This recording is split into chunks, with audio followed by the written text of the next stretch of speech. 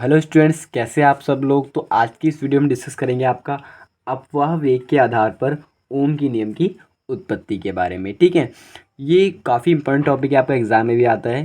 और अगर इससे पहले वाली वीडियो आपने नहीं देखी, इसमें हमने आपका अपवाह वेग, धारा घनत्व और सब चीज़ें वगैरह बताया है, उनको आप पहले अच्छे से देख लेंगे, तभी आपको ये वीडियो अच्छे से आपका समझ में आएगी। उन सभी वीडियो का लिंक आपको डिस्क्रिप्शन बॉक्स में अवेलेबल कर दिया गया है। ठीक है, तो बिना देरी करते हुए स्टार्ट करते हैं आज की इस वीडियो को। जैसा कि आपको अपवाह वेग के आधार पर ओम की नियम की उत्पत्ति करनी है, तो पहले समझते हैं आपका ओम का नियम होता है क्या है। जैसे ओम का नियम आपने क्लास 10th में ही पढ़ा होगा। ओम का नियम कहता है कि जो आपका विभवांतर होता है किसी चालक तार में, वो धारा ही क्या होता है, आपका अनुक्रमानुपाती होता है। तो यहाँ से एक साइन हटेगा तो कुछ कांस्टेंट आता है, यहाँ पे आता है आपका आर। क्या आता है आपका आर, और आर की वैल्यू क्या होती है, वी इसको अपॉन भेज दो, V upon R, I equal to R. तो देखो वी अपॉन आई, आई जो है वो हमेशा क्या रहता है आपका कांस्टेंट टर्म रहता है, इसको बोलते हैं आपका स्मॉल आर, यानी परिपथ का प्रतिरोध बोलते हैं। तो यहाँ पे हम आपका अपवाह वेग के आधार पर ही आपका ये कुछ ऐसे वी अपॉन आई का जो मान आएगा वो क्या आएगा, कांस्टेंट आएगा। अगर वो कांस्टेंट आया तो क्या बोलेंगे उसे, आपका वो ओम के नियम का पालन कर रहा है या ओम के नियम की उत्पत्ति कर रहा है। ठीक है, तो मेन बात ये है, हमें वी और आई चाहिए, निकालेंगे यहाँ से, और वी अपॉन आई एक कांस्टेंट टर्म आएगा, उसे बोल देंगे आप क्या है, आपका ओम का नियम है। ठीक, अब मेन बात कैसे करेंगे। देखो आई तो पता ही है आपको, धारा हुई। जो वी है आपका विभवांतर, वो कैसे निकालेंगे उसका थोड़ा मैं बताया, तो आपको पहले थोड़ा उल्टा चलेंगे, पहले डेरिवेशन में आपका, फिर उसके बाद हमको धीरे धीरे करके आपका एक्सप्लेन करेंगे। तो वी दरअसल होता है क्या है, वेग है आपका, मतलब विभव है आपका। ये डायग्राम दिख रहा है आपका, इसमें यहाँ पे देखो आपको लग रहा है कि प्लस माइनस है आपका, बैटरी से नेगेटिव टर्म से इलेक्ट्रॉन जा रहे हैं आपको, इलेक्ट्रॉन का फ्लो यहाँ के, तो करंट का फ्लो कहाँ होगा, यहाँ से यहाँ की ओर को होगा। तो देखो इलेक्ट्रॉन है, इनका अलग अपना अपवाह वेग होगा। ठीक है, इनकी कुछ ना कुछ क्या होगी, आपकी प्रारंभिक ऊर्जाएं, जिससे आप गति कर रहे होंगे स्टार्टिंग में आपका। ठीक, तो उनके बेस पे भी कुछ करेंगे। देखो भाई आपके पास ये विस्थापन हो रहा है, कुछ ना कुछ वेग है, तो यहाँ पे अगर हम बोले, यहाँ पर गति का द्वितीय समीकरण v equal to U plus A T लगाएंगे। ठीक है, वहाँ से आपका हम v की वैल्यू निकाल लेंगे, किसके निकाल लेंगे, आपका v की वैल्यू निकाल लेंगे। लेकिन जो ये v है, ये तो वेग है इनका, और वेग v नहीं होता है, क्या होता है आपका vd, यानी अनुगमन वेग होता है। ठीक है, तो vd की वैल्यू निकालेंगे। अब भैया vd की वैल्यू से क्या हेल्प मिलेगी आपको, vd की वैल्यू से ये हेल्प मिलेगी, जब आपका i इक्वल टू, आपने फॉर्मूला पढ़ा है NeAVD, पढ़ा है फॉर्मूला पहले भी आपने। तो vd की वैल्यू जब याद रखेंगे तो उससे हमारा कुछ इस टाइप का रिलेशन आपका जनरेट अपने आप ही हो जाएगा, जिसमें आपका v अपॉन आई को एक साइड करके हम सारा क्या करेंगे, आपका फॉर्मूला डिराइव अच्छे से कर लेंगे। मैंने आपको मोटा मोटा बता दिया है। अब इसके लिए आपको त्वरण भी चाहिए होगा और समय भी चाहिए होगा, तो बताते हैं बिल्कुल आराम से, बेसिक बेसिक से बात करेंगे आपका यहाँ पे। लेकिन एक बात बता दूँ आपको, यहाँ पे टी नहीं होता, यहाँ पे होता है टाउ। टाउ मतलब क्या है, आपका शांति काल, इसे बोलते हैं आपका शांति काल। कहने का मतलब ये है कि जो इलेक्ट्रॉन है या कण है जो इसके अंदर के, वो आपस में जब टकराते हैं, तो टकराने के समय जो उनके बीच का दूरी, समय का अंतर होता है, मतलब टकराने पर जो समय लगता है, उसे क्या बोलते हैं, आपका शांति काल। क्या बोलते हैं, आपका शांति काल बोलते हैं। ठीक हो गया, तो अब स्टार्ट करते हैं। देखो मैंने लिखा भी अच्छे से यहाँ, उसको हम समझते हो आपका आगे बढ़ते हैं। तो देखो पहले आपको पता ही है भाई, हम जानते हैं कि I equal to n e v d, समीकरण नंबर 1 बोल देंगे। आगे बढ़ते हैं, फिर वही, यदि चालक की लंबाई स्मॉल एल तथा इसके बीच विभवांतर वी, पता ही है आपको, तो आपको क्या पता होनी चाहिए कि अगर लंबाई एल है, विभवांतर वी है, तो E equal to V upon L होता है। ये कहाँ से आया, ये आपने एक डेरिवेशन पढ़ा होगा, आपका वैद्युत क्षेत्र की तीव्रता और विभव परिवर्तन में संबंध, उससे आया E equal to V upon L. V क्या है, विभव, और एल क्या है, आपका दूरी। ठीक है सर, आगे बढ़ते हैं। अब देखो भाई इसके अंदर क्या है, मुक्त इलेक्ट्रॉन है, तो भाई मुक्त इलेक्ट्रॉन में कुछ ना कुछ बल लग रहा था, तो आपको गति कर रहे हैं आपका, इधर की ओर को कर रहे होंगे। तो कितना बल लगता है, मैंने आपको बोला था कि अगर ये प्लस प्लेट है और ये माइनस प्लेट है, तो अगर इसके बीच आपको कोई भी इलेक्ट्रॉन या कोई भी चीज़ रखी गई है, तो उससे कितना बल लगता है आपका, वैसे E equal to F upon Q होता है। तो यहाँ से आपका एफ इक्वल टू कितना होगा, क्रॉस मल्टीप्लाई कर लो, ई इंटू क्यू होगा, मतलब किसी आवेश पे कितना बल लगता है आपका, F equal to E Q. कितना बल लग रहा है, F equal to E Q. देखो होने को क्यू ही होगा, लेकिन देखो यहाँ पे क्या है, इलेक्ट्रॉन है, आवेश नहीं, इलेक्ट्रॉन तो नहीं, इसलिए यहाँ पे क्या रख दिया, आपका स्मॉल ई रख दिया। ठीक हो गया, आगे बढ़ते हैं। भाई जब बल लग रहा है, विस्थापन हो रहा है, तो त्वरण भी होगा इसमें आपका।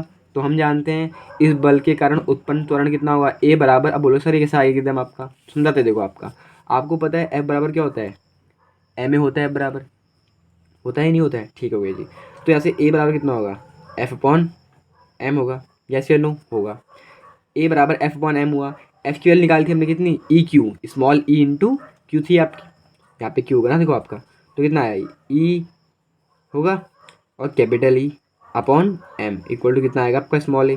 समझ में आया त्वरण कैसा आया आपका, तो देखो पे निकाला त्वरण ए बराबर small E capital E upon M आया। अब सुनना ध्यान से मेरी बात को, एम क्या है, इलेक्ट्रॉन का द्रव्यमान है, ठीक है। और देखो यहाँ पे अपने ऊपर देखो, अभी यहाँ पे क्या लिखा है मैंने, E equal to V upon L होता है आपका। तो यहाँ में अगर मैं ई की जगह क्या लिख दूँ आपका, वी अपॉन एल लिख दूँ तो कितना आएगा, ए इक्वल टू ई ऐसी रहा और ये वी अपॉन एल ऐसे रहा और एम का एम भी ऐसी का ऐसी रहा। समझ में आया। अब देखो जो नेक्स्ट टॉपिक है आपका वो क्या है, सेकंड क्वेश्चन मान लेंगे इसको आपका, सेकंड क्वेश्चन मान ली। अब आगे बढ़ते हैं। मैंने बोला था अभी भाई त्वरण है तो आपका वेग भी कुछ ना कुछ होगा, तो मैं मान लेता हूँ कितने इलेक्ट्रॉन है इसमें, एन इलेक्ट्रॉन है। तो मैंने मान लिया कि एन इलेक्ट्रॉनों का औसत वेग ही क्या होता है आपका, इलेक्ट्रॉनों का अपवाह वेग होता है। आपको पता है ना सारे इलेक्ट्रॉनों का अपवाह वेग क्या होता है आपका, इसका औसत वेग होता है। तो अगर आप फॉर्मूला लगाओ यहाँ पे V equal to U plus A T, अब सुनना ध्यान से, v equal to U plus जब ए टी आप लगाओगे तो यहाँ पे देखो v क्या है, वी डी मैंने बोलता है अपवाह वेग, विभवांतरी वी डी होता है आपका, वेग जो है उनका अपवाह वेग ही होता है V D equal to U plus A T. अब बोलो सर आपने u की जगह u1 प्लस u2 प्लस ऐसे क्यों रख दिया, देखो हर एक की आने की जो प्रारंभिक ऊर्जाएं होगी वो अलग अलग होगी, आपकी अलग अलग होगी। तो इसलिए करते हैं इनका हम एवरेज यानी औसत निकाल लेते हैं, ठीक हो गया। मतलब क्या है ना कि इलेक्ट्रॉन इसके अंदर कुछ इस तरह से गति कर रहे हैं, ये कोई इधर जा रहा है, कोई इधर जा रहा है, कोई इधर टेढ़े मेढ़े जा रहे हैं आपका।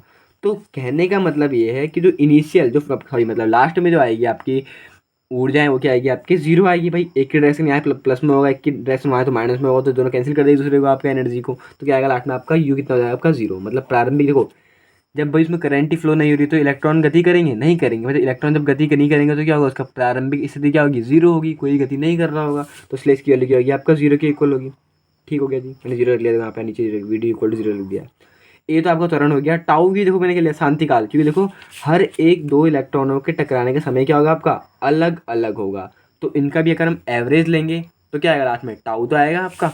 ठीक है, तो मैंने लिख दिया उसको, समझ में आया इतना, V equal to U plus A T से।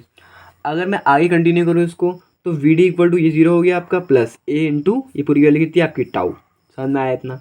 तो वी डी इक्वल टू कितना हो जाएगा आपका, ए इंटू टाउ हो जाएगा। V D equal to A into tau, zero हट गया है आपका।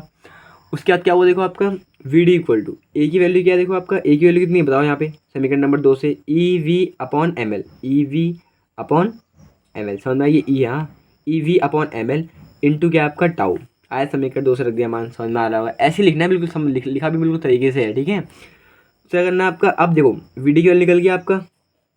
अब इस वी डी की वैल्यू को समीकरण नंबर 1 में रख दिया, जैसे मैंने आपको पहले बोला था। तो समीकरण 1 में रखने पर तो I equal to n e A v d है, एन ई ए वी, ठीक है। एन ई देखो वी डी की वैल्यू कितनी है, E V upon M L into tau रख दिया भाई आपका।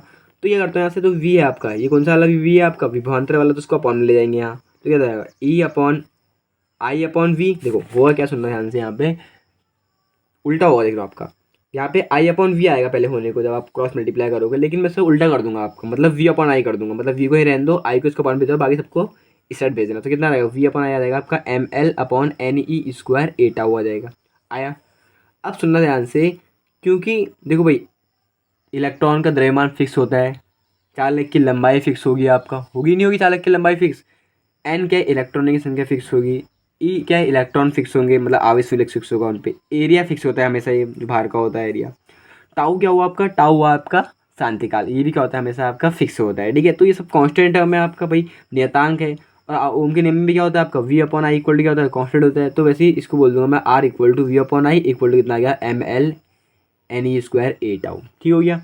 तो ये देखो आपका ये हो गया, इससे ओम का नियम प्रूव, ठीक। तो V upon I equal to constant आया, मतलब क्या हो गया, इससे ओम का नियम प्रूव हो गया, ठीक।